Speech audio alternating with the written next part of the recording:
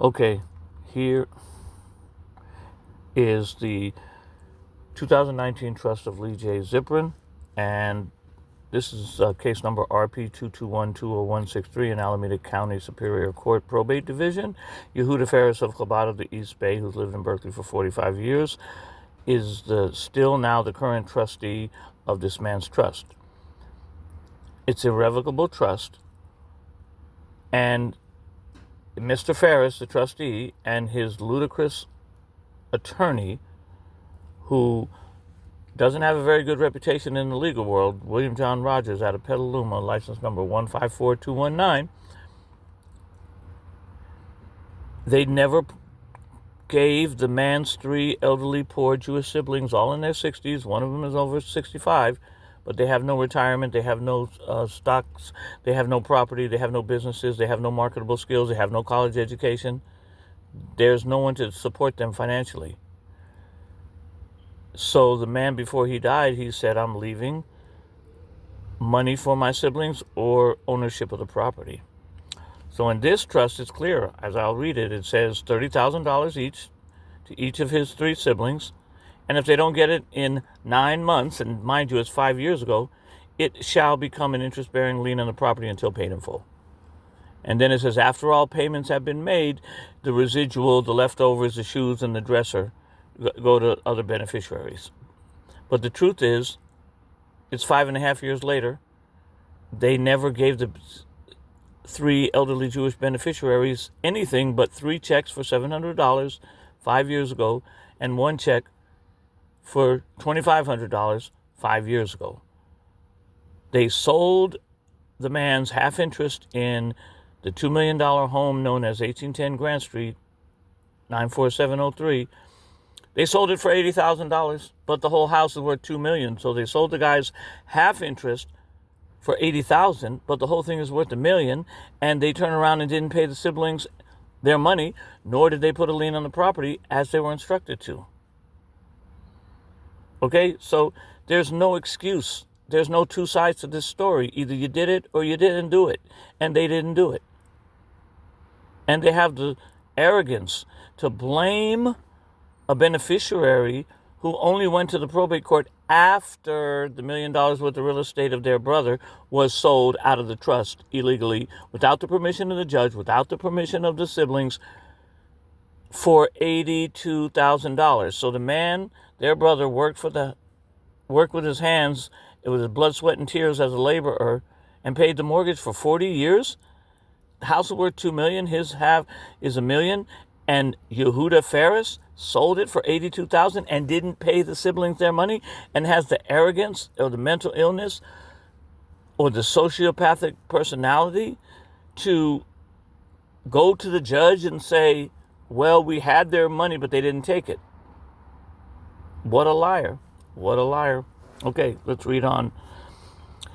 The Leigh J. Ziprin 2019 trust. By the way, he died 4 months after this trust was written, and he was in a coma, in a liver coma, when they said he wrote this trust.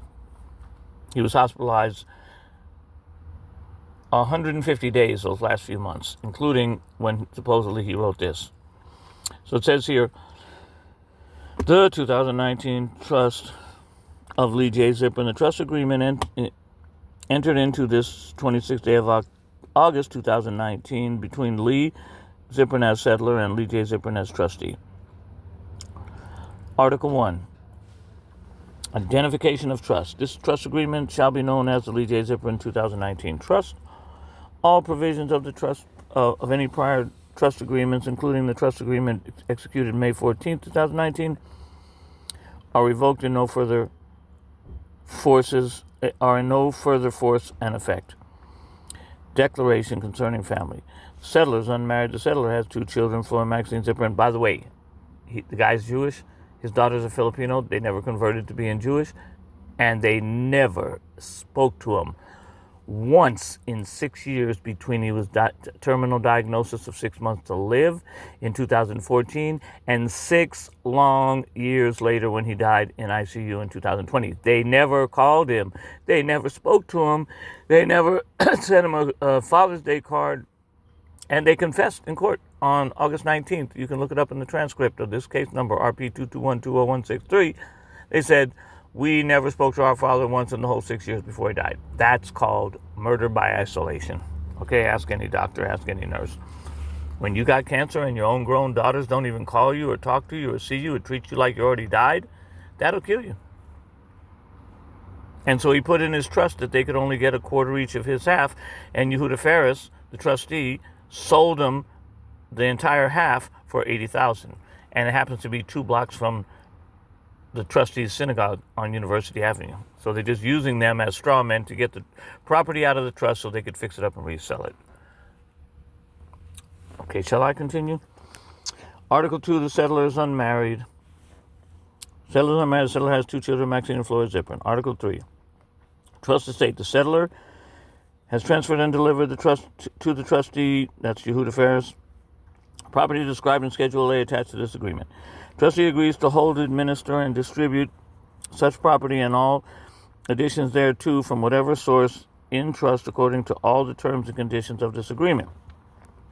Settler declares that all property listed on Schedule A is his sole and separate property. If this trust is revoked, the property listed on Schedule A shall be returned to the settler. Settler shall have the right at any time to add to this trust and property. Additional property shall become part of the trust estate. Schedule A may be amended by the settler in writing or initiated or signed by the settler and delivered to the successor trustee. Whatever used in this trust agreement, where the context otherwise requires, the words trust estate shall be construed as to mean the trust estate as it exists at the time, including all additional and accumulative thereto. During the lifetime of the settler, the trust may be revoked in whole or in part by any instrument in writing signed by the settler and attached to this instrument or a copy of this instrument and delivered to the successor trustee. On revocation of the trust, trustee shall deliver to the settler all or the designated portion of such property in the trust estate. During the lifetime of the settler, this trust may be amended in whole or in part by its instrument in writing signed by the settler and delivered to the settler's trustee. Powers of the settler to revoke and amend this instrument are personal to the settler. They shall not be exercisable on behalf of the settler by any conservator or any person, including any person acting as the settler's agent under a power of authority. Upon the death of the settler, the trust established in this instrument shall be irrevocable. Article 5, payment to others. The settler may at any time pay single sums or periodic sums to the trust or any other organization. In addition, the settler may at any time, trustee in writing, pay single sums or periodical payments out of the trust estate to any person or organization. Settler's power to direct the trustee shall be personal to the settler, except that this power may be exercised by the trustee or the settler's agent under a properly executed power of attorney. Distribution of income in principle, which they never did during the lifetime of settler. Trustees shall pay or apply for the benefit of the settler the net income, the trust estate, in quarterly or more frequent installments. The settler shall also have the right to occupy without paying rent any real property owned by the trust from time to time and to use the furniture and furnishings from within. Trustees shall pay to the settler as much of the principal of the trust estate as the settler demands in a duly acknowledged written instrument to the trustee during the settler's lifetime. If the trustee considers the net income of the trust estate insufficient to provide for the settler's health, support, maintenance, comfort, and welfare in accordance with the standard of living the settler enjoyed at the date of this instrument, the trustee shall to or apply the settler's benefit as much of the principal of the trust estate up to and including the whole of the trust as is necessary in the trustee's discretion for this purpose, without taking into consideration other fines and assets available to the settler held free of this trust. Article 7, distribution of a trust estate upon the death of settler. Payment, settler's expenses. Upon the death of the settler, the trustee shall pay out of the trust estate the settler's debts outstanding at the time. Such debts, however, are subject to Section B, Paragraph 4 of this article and are not barred by statute of limitations, statute of frauds, or any provision of law. The federal or state estate and inheritance taxes, including interest and penalties attributable to the trust estate arising from the settler's death, the last illness expenses, attorneys and accountants' fees, and other costs incurred in administering the settler's probate or non-probate estate. Distribution of a portion of the trust is subject to a settlement agreement. The majority portion of the settler's interest in the real property found in 1810 Grant Street, Berkeley, California 94733 is subject to a certain settlement agreement between the settler and Nancy Salgado relating to Superior Court, County of Alameda, case number RG 189-19949.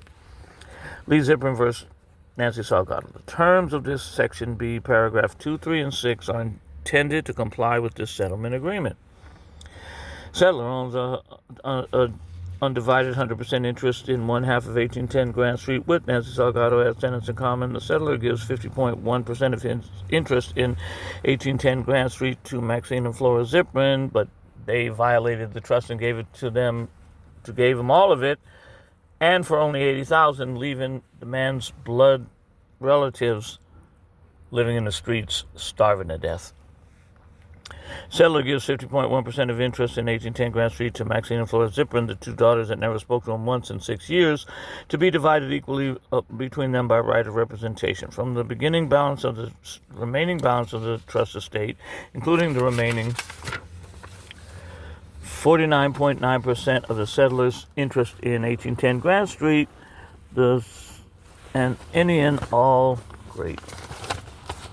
any and all personal property, the trustee shall make the following payments. Now, this is what he didn't do. 5.5 years later, the siblings are starving to death and haven't got a penny, but he sold the property for $80,000. He gave his attorney so far $57,000, but the beneficiaries, the blood relatives of the man who died of cancer, haven't got a dime, and he thinks it's okay while he sits in his $6 million mansion and wears his Orthodox Hasidic getup, but he doesn't practice Judaism.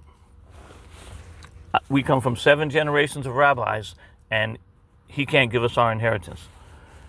The trustee shall make, it says, from the settler's interest in 1810 Grant Street, off Delaware, 94703 Berkeley, and all settlers' cash and interest and all personal property, the trustee shall make the following payments.